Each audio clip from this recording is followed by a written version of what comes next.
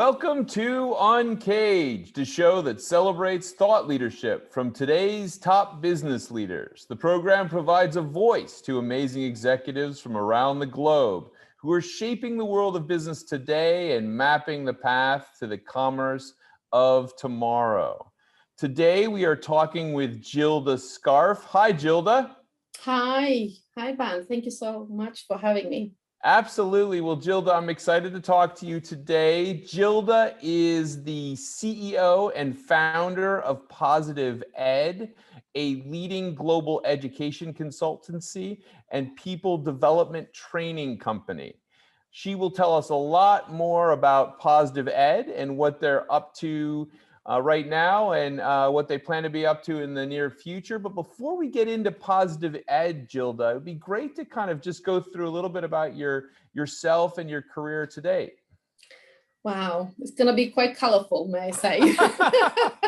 That's good. That's good. Yeah. So, right. Well, I trained as a teacher, back in a long time ago. And I was born in Romania during the communist times. And I think I had a great education. So I studied languages and I thought that was the future at the time, a way to learn more about the world, not knowing that the communism is going to fail. So then we can have some more freedom. So that was my first, and I always I had so much passion for education because I realized that you only need one person in your life, a teacher who can inspire you, who could actually make you want to be something. And I think we all have one of them. So at the time, that was really incredible journey for me too. And I was very dedicated. Yeah, I really appreciate that, Gilda, because just full disclosure, I'm married to a teacher. My father was a professor. He just recently retired, and my grandfather was a professor. Oh, here we go. So, and my wife's family are all teachers. So, wow. So I am surrounded by education, and so I completely understand the appeal and the importance. It really is important, and unfortunately, at the time when Ceausescu, when the communism was eradicated in Romania, I came with a postgrad in England, and doing the same thing which I wanted to do, education. And somehow, because of the disparity in teaching licenses, and in comparison between England and Romania, I had to retrain, and I didn't have the money. So I decided to go into law. So I was 15 years a lawyer before changing to psychology. So as I said, I've been a very colorful profession, and partly because I've always been thirsty to learn more, to discover more. So I always felt that education shouldn't stop with school, shouldn't stop with university, should go beyond that. And then the older you get, the more you realize that you are more confident in looking at things you really are good at. And I reached the point where I did a postgrad in psychology. Then I discovered Martin Seligman in positive psychology, and I thought, oh, wow, this is a different world. Not looking through that lens of deficiency and looking through the positivity side of it. I thought it was a really good way, or optimistic side, I should say. I felt that it was a really interesting way to approach life in general, and also to combine with education, which is my first passion.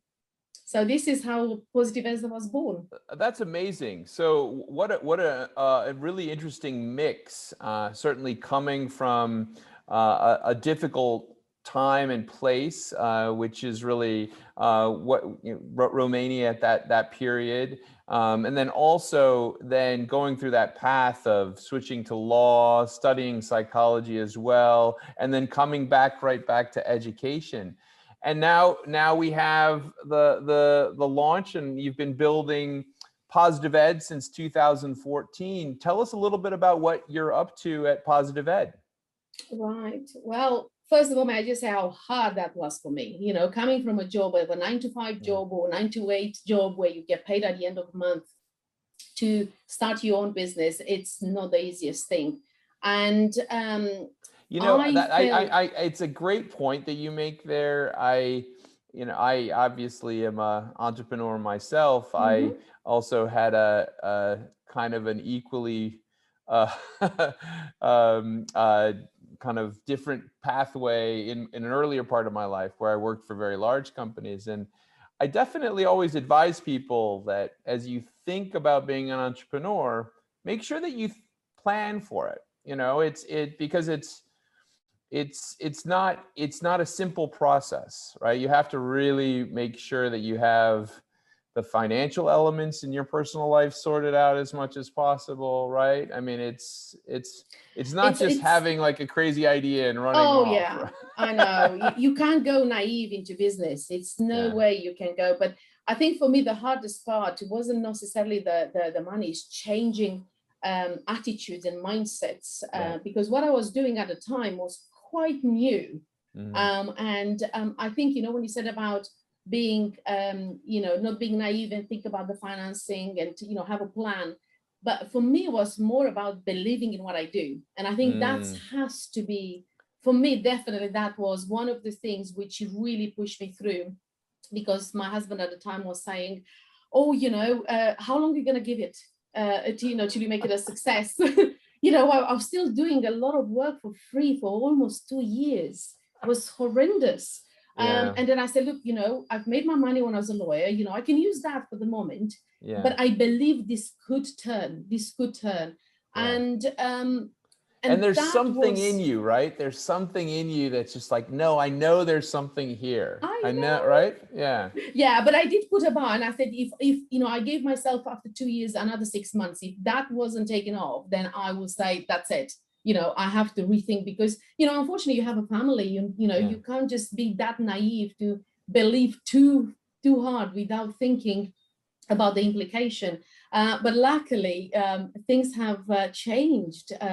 And it changed for the better. And, you know, it took only one headmaster or principal, or however you call it in the States, to listen, really listen to what I was saying, and had the intellectual courage to say, do you know what? My curriculum is full, but, you know, I'm going to give it a try. Let's see what it is. So Positive Ed was born from the desire of helping young people, or empowering young people to become the best version of themselves, to become the architects of their own success.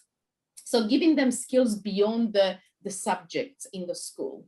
And it has been really hard, because that kind of led me to my PhD. And because I wanted to measure, you know, there are so many programs out there who claim to do so many good things. Now, I wanted to be seeing the hard truth. Doesn't matter if it was bad. I really wanted to know what the hard truth was. And oh boy, did I just see that. That was like, oh, I kind of knew what I was doing. But then I realized that the multifacets of the psychological side of human beings, and how we learn, how we behave, how we act, and how much our emotions are the influence our decisions, and the narrative we construct in our head. And with the young people, with the society we live at the moment, is so much more difficult, because the social comparison is out there. They feel very fearful about the future, because they don't know. It is an unknown quantity. Well, everything is unknown if you think about it. So normalizing these challenges, and I always talk about mental toughness instead of resilience, because resilience, I feel like it's more of a reactive skill, as mental toughness is something which you build, and, you know, you learn how to navigate challenges without depression, the anxiety which builds inside all of us, really. So, do you see generational differences in terms of mental toughness? Yeah, do you know, that's a very interesting question, because yes, initially I thought it's a generation, but actually it's a societal and environmental issue, because it's not that we were made of stronger stock, you know, because I had to face my mom keeps telling me, oh, in my time I did this and I was Well, so I much mean, proud I of-" was gonna say that. I mean, there is the old adage where, you know, my grandfather told my father, well, I used to walk 10 miles, and then my father told me, well, I used to have to hike up a mountain. And, you know, I tell my kids how hard I had it. I don't know. It's almost like a natural course, I think, Oh, sometimes. yeah, I think it's Yeah. an evolutionary, definitely is an evolutionary thing. But the reality is that we didn't face the same challenges they face. And I have got a 7-year-old son, and I'm not talking only about the social media, but the pressures they have in terms of achievement, those kind of boxed assessments. And if you have a child who is very, very good in a classroom but doesn't perform well in an exam, that child is going to fail. And why should he fail? All these elements. And that's why I think rethinking or reimagining or regeneration of education is so, so important. And I was fortunate enough, yesterday I did a talk at Harvard, and I was invited to speak at the education as a regenerative space. And that was absolutely amazing to see how we all on the same page. We all want transformation. We all want to equip the students with the right skill set. And as an entrepreneur, like you say, one of the hardest thing I find is getting the right staff, the right people. On the paper, they're amazing. They've done PhD, they are researchers, they are absolutely amazing. The moment you put them into a bit of a cooker pressure, or the moment you give them something which is not within their remit, they don't know what to do. Right. How can we do that? So how you find the right people for the roles and the responsibilities is tricky, but also making sure that they have the skills to act in those moments is also critical. So tell me a little bit, Gilda, how you help companies with that. I obviously you can't tell me anything specific, but just in generalities, give me a sense of some of the areas that Positive Ed has played in over the last couple of years. Right. Well, as I said before, change is very difficult. We all know that. As people, creating a new habit is very difficult, isn't it? We were talking about gym before. I'm still working on it to create a habit, which is an automatic thought to do something, which is for my own goodness. But when it comes down to organization and education, both of them very, very different, and also very different approaches. With education, is changing the mindset of the educators, but also they are really the big obstacle with education is the fact that they have a packed curriculum and they don't know how to fit anything else, and everything else becomes an add-on, which is not good because you can't create change with an add-on or a ticker box. But with organization, I feel that it's the responsibilities of the leaders to know how to lead now. We don't lead the same way like we led 10 years ago, even 5 years ago. It needs to be distributed leadership. It needs to be strength-based leadership, recognizing people. It's still a hierarchical at the moment. Obviously, it's still a very hierarchical. It has to be to a degree because somebody has to have the responsibility and accountability. But if you give the people the meaning and purpose of what they come to work, why are they there for? Is it just a job, or is it something they have an input? Active listening. I love that. I mean, we'll tweeze through some of these topics. I mean, distributed leadership is a great idea. And I'd just be curious if you could kind of elaborate a little bit about that, because just so that people understand that idea, because I do think we're in a moment where we have highly hierarchical structures, but we have a lot of talk about ideas like distributed leadership, right? And it'd be curious how you outline that for some of your customers. Well, in a distributed leadership model, leadership responsibilities and accountability are shared by those with the relevant skills and expertise, rather than testing with an individual and see. Now, schools are very different because in schools, distributed leadership models should focus on developing many learning-centered leaders.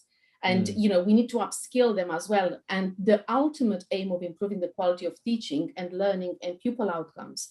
Now, with organization, it's slightly, what I would say, it's a slightly different, because the characteristic of it, it's constructive, using constructive satisfaction with current best practices, the desire to take action in order to achieve those breakthrough, intentional risk-taking, failure-inspired learning, outcome orientation.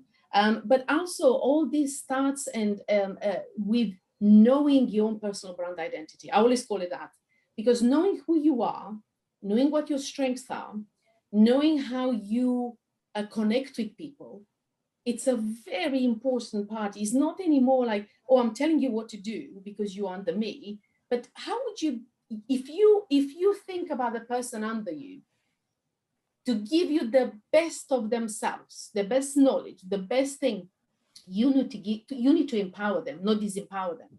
Right. So when you give people, when you make people part of the solution, they will give you everything you need.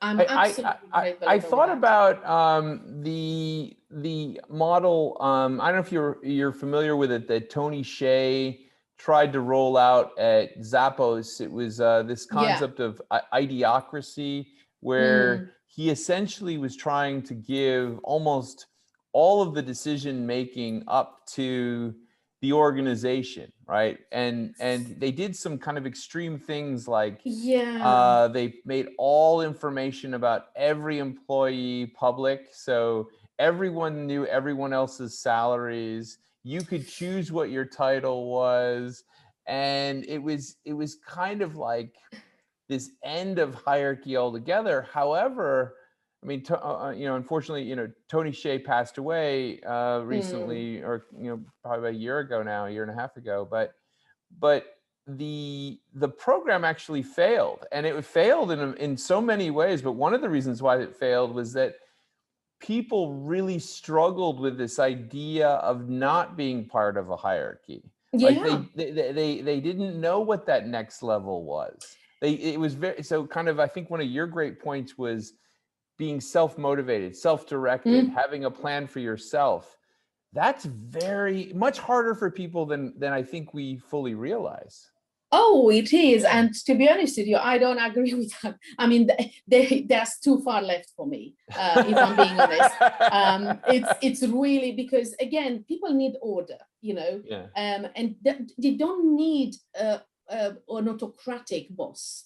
And when I talk about, that's the reason I always put strengths-based leadership with distributed leadership, because it's about this triangle. You need to have autonomy, you need to have capacity, and you need to have accountability.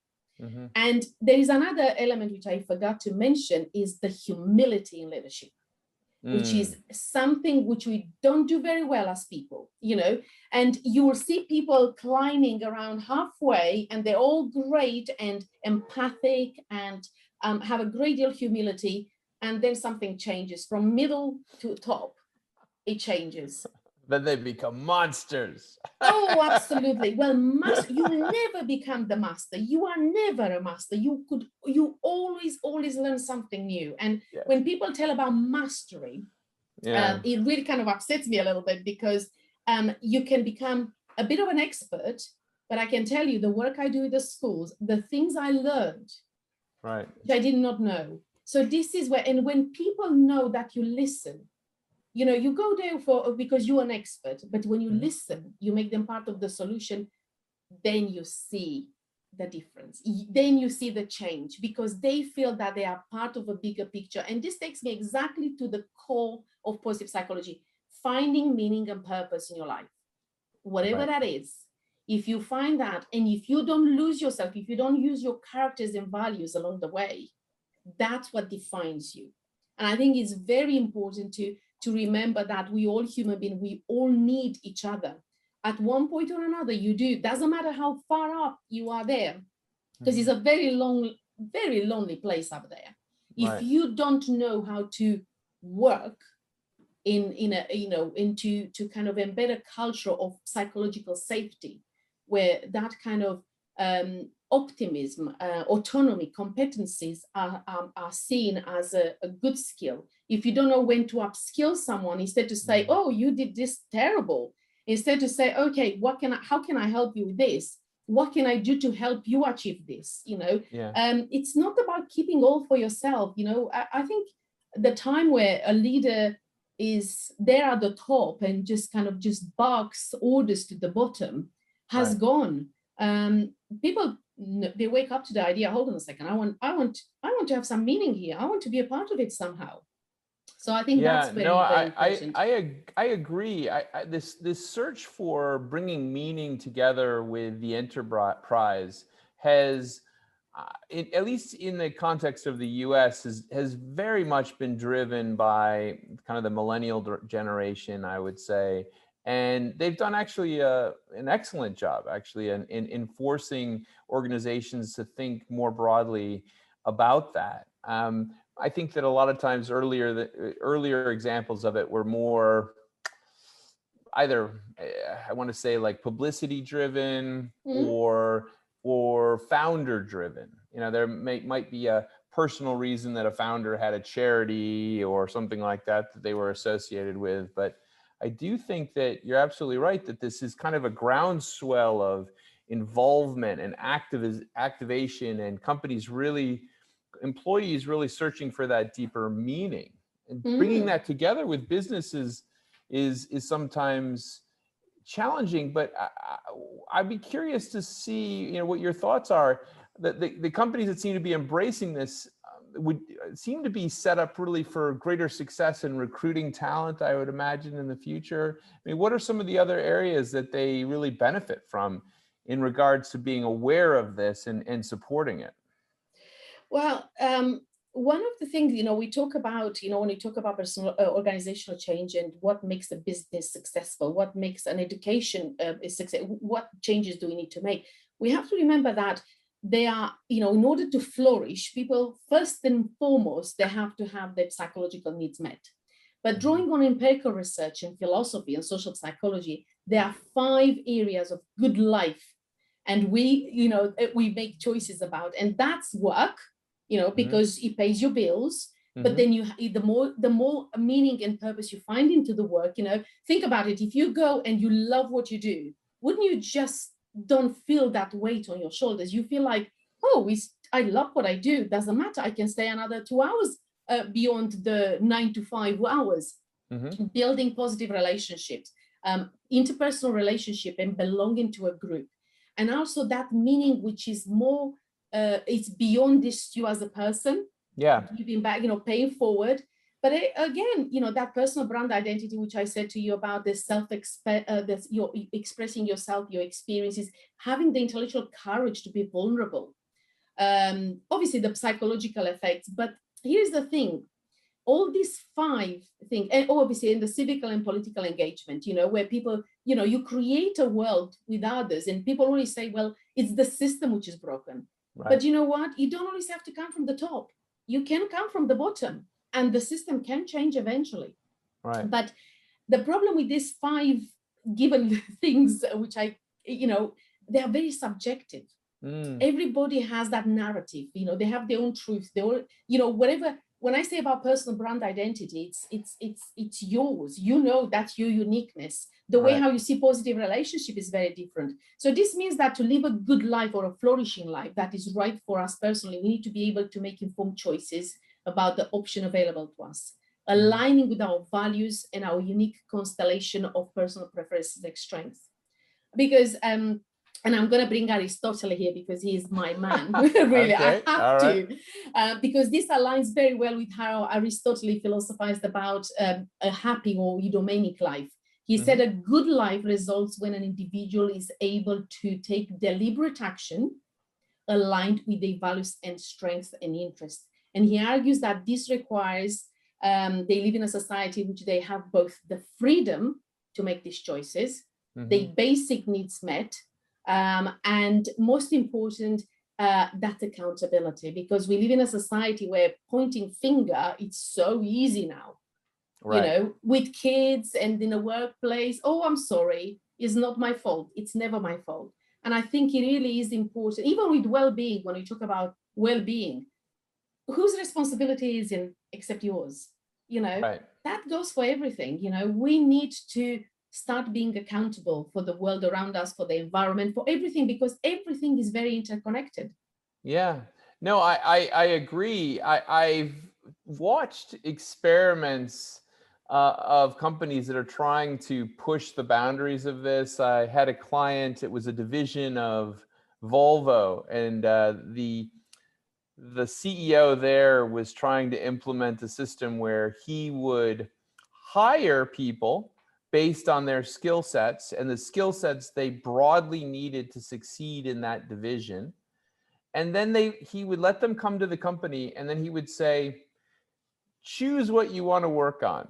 And he would have like 20 different groups. And he said, if you don't see anything there, set something else up and go forward from there. And I thought, wow, that's fascinating. I'm curious how that's going to work, because I don't know how that would work in my company if I just, figure it out. So it's a fascinating thing, I think, to see how people are toying around with the boundaries here.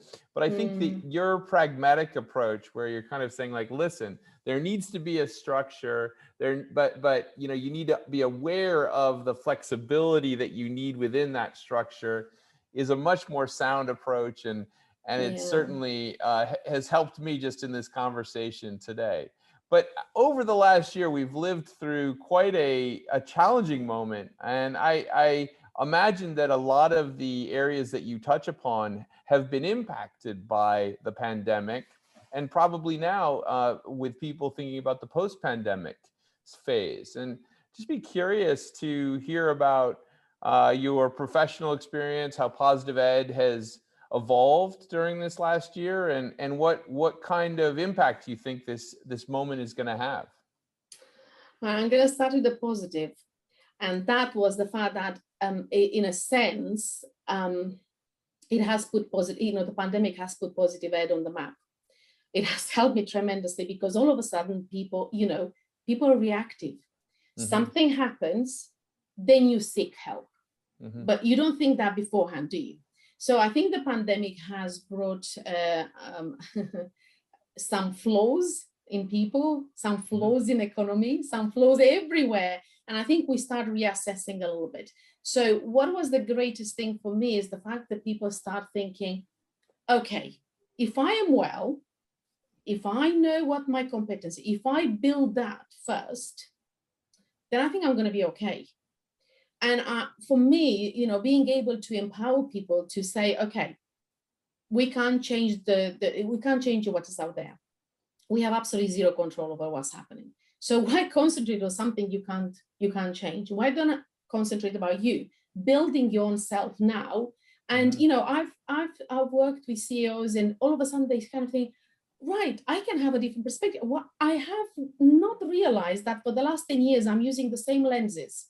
I'm seeing everything from the same lens. So people's perspective has changed. So for me, it has helped a lot, because I've been sought after from schools to corporation to provide training, to upskill and people and organization. But I always say, and we always work with people who actually are accountable, who don't take that because it looks good and makes them look good in the front of the employees. People who truly want transformation, not that you just bring somebody for half a day or a day training and then you don't see them till the next year or something like that. So people have to think that when you want to embed a psychological safety net in your workplace, if you want to build flourishing, and if you want to be success and performance, you need to enable people to upskill. And then you need to give them that vehicle to which is a constant thing. And then you say, you know what, is like a scaffolding effect. I'll build you up as a trainer or facilitator. I'll prop you up, and then one by one, I'm going to take them away from you. And then you're on your own. You should be able to. That's what we do when we learn to ride the bike, don't we? You know, you get help, but then you have to ride on your own. The same when you learn how to walk. So why this is different, you know? And if we stop comparing ourselves, you know, as a business, as people, as kids, with other people, the only person you should compare yourself with the future self in 10 years from here, you know, I think is very important. That's great. So I if I tweeze through that for a second, it does seem to me that the pandemic has been a bit of a catalyst then for organizations to open themselves up to these ideas. Now the challenge is going to be follow through, commitment, build this over time, and really aim to try to hit those broader goals.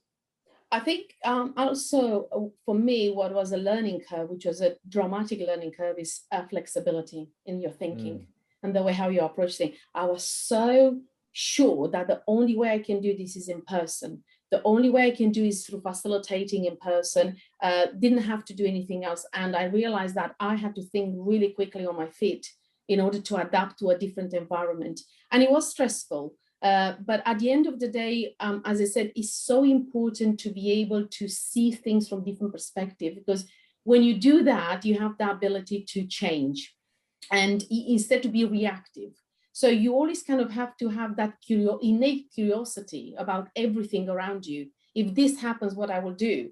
It's not about being doom and gloom. It's not even about planning. It's about having a broader perspective about obstacles and challenges will always be there, some small, some high, but navigating these challenges and seeing, I had to, in a way, to rewire my brain to see this pandemic as an opportunity, not as an obstacle. But then I had to work 10,000 times harder potentially than before, and I had to rethink everything to fit in with what is happening. And unfortunately, everything moves so fast. Yeah. So tell me a little bit about that transition in your own thought, which was one where you were, perhaps I would say, committed to the workshop model, probably the in-person workshop model, and then developing and opening yourself up to a virtual model. And what have been the strengths and weaknesses of the new approach? Well, I felt that doing something online is going to water down the relationship which I create with people. Because, even looking at you now, I'm still looking through a screen. I can read your emotion, but when you have 30 people on a screen, you can't. Right. But in a workshop, obviously, so psychology for me always it's more than just a passion, is understanding human behavior in a certain, because you have 40 people in one room and they all react in a different way, they all feel differently. So it's so lovely to be able to see that, even if it's dry and dreary, you know how to fix it, because that's where your problem solving comes in. And it was quite scary going on online, and I didn't find it very easy because I'm not as young as my son, which just takes the phone and just start talking to it. It took a lot for me to be able to, I speak in front of thousands of people, and I'm absolutely happy to do that. Right. But in the front of a computer, I find it really strange. And that was, I had to create new neural synapses, new habits, new, mindset to say, well, that's the only way you can do it. So that was a really bit of a struggle for me. But then I discovered that I didn't kind of understand how technology can help without, because you can hear so many thoughts, bad and good. And I never dipped my feet in the water to see how that works. And I've been absolutely blown over how the things which you can do now online. And even I can do a brain break. I can put people in their room. I can I can still visit them. But again, everything, and I think this is the most successful people through the pandemic have been the ones who had adapted and to the new ways, and they thought, and they had curiosity. I think curiosity is the key to everything, really. And that's my thing with the schools. When I go to a school and I say, "Well, would you come to school?" Because I have to. They have that innate kind of, "Oh my God, I want to know about this and I want to know about that," because we kill it. Really, we kill it through the pressure which you put them through. And I'm sure your wife could tell you that. And it's frustrating for teachers, because again, one thing which I haven't spoken about is how teachers have coped through these terrible times. because it's not It's easy. been challenged, very challenging. And I take my yeah. hat in the front of any educator because, oh my God, the way how they had to evolve has been amazing. And again, we shouldn't forget about them, and we should support the teachers the best way to flourish, because if they are well, the students are going to be well. I hear you, Gilda. And if you have any good advice, I'll share it. I'll share it at home as well. I love what you're saying about the use of technology. The pandemic presented a challenge for all of us where we couldn't meet physically anymore, and we suddenly gravitated to the only solutions that were available to us, which were technology solutions. And I think that it's taken some time for us to come back and find out what is useful, what is not useful, how things should go, how things shouldn't go. And it's been interesting for me because you hear about things like Zoom fatigue, people being tired on these discussions. But I would say that one of my personal experiences with the last year has been the deep connections that I've actually been able to have with people. There's almost a level of that you get to faster. I don't know how that's going to manifest itself in the longer term psychologically, but I have had conference calls with potential clients, and I would get off the call and I would say, God, I feel like I've known her or him for 10 years. Like, how is it that I just met them? I think we're more open. I think if anything, with the pandemic, we've become, I think we start realizing that we need each other. Yeah. And, people always think that they can work in isolation and they can be successful in isolation. It doesn't work. Yeah. And the more we share, the more we collaborate, the more we support each other, is like a spider diagram almost, it just evolves and is exponentially growing, because ultimately we can't do, like you're talking about mastery. You can't be good at everything. And this is why it's so important that you surround yourself with the right people. Yes. And you support them, and you give them the right environment to grow. Because if a person doesn't grow in a company, then you've got a problem. You really do. And I think more and more people now start waking up to that. And I think it's really, people before, they were a bit scared, I'm losing my job. And even now, in a context with the pandemic, that people have lost their jobs. But I think people are a bit more braver to say, you know what, I'm going to try this. I mean, I spoke to a teacher the other day who said, you know what, I got so exhausted that I realized that I'm burning myself and I just can't do it anymore. I've got 2 years to retire. Do you know what I'm going to do? I'm going to resign, and I'm going to do an early retirement pardon, and I'm going to have an allotment.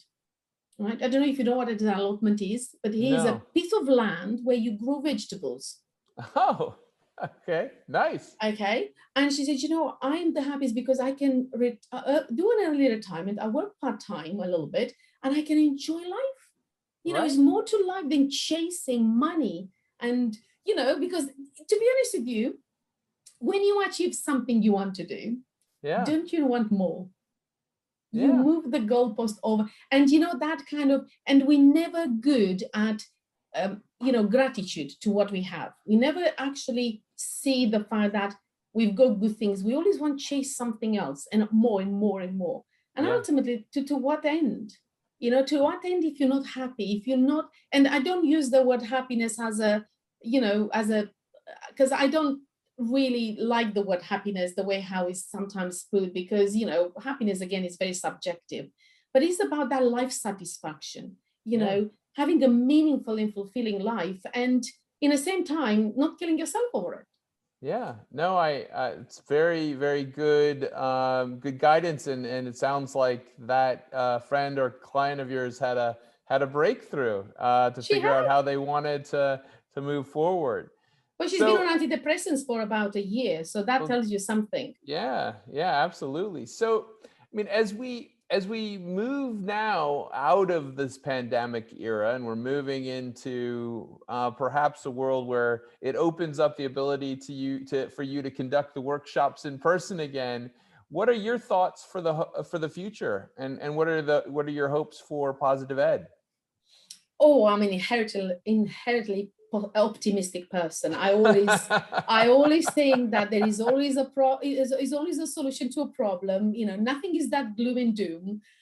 With hard work and intentions and being present and having empathy, I think we could all do quite well.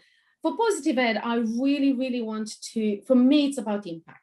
That's, you know, if you were to ask me, what's the greatest thing about Positive Ed, is looking at these kids' faces when I talk to them, or to the schools, or to the CEOs who I've done some coaching, and they look like, I don't know that person, like about 6 months ago, I don't know who that person is anymore, because I seem to have so much more control of the person I am. I know where I'm going, I know my aspiration. So creating change always has been, for me, beyond any financial acumen.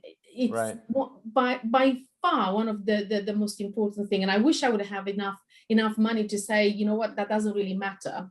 But again, when sometimes one thing which I've noticed, when you offer something for free, which is quite, I'll be really interested to see your point on this one. People devalue your work, you know, it just kind of feel like, oh, you know, there's so many thousands of webinars have been done for free or during the pandemic for personal. Everybody's become an expert of a kind somewhere. Everybody was thirsty to learn something about themselves or about something. And then when now we're coming out of the pandemic and people need to make a living and to, you know, to say, look, I've done this because I wanted to connect with all of you. I wanted to support you. Now it's becoming harder to kind of, you know, catch that momentum where you say, you know what, there is something out there which needs to, you know, there are lots of people working towards this. But for Positive Ed, I mean, I feel that schools have started opening more in terms of seeing beyond the curriculum. Organizations have realized now the importance of well-being and flourishing in a workplace and the psychological safety. You know, as long as I carry on making sure that I don't become a factory, I'm always very mindful that I rather not grow tremendously, but I want to still be in touch. I want people to still see that change and to be part of that journey with them.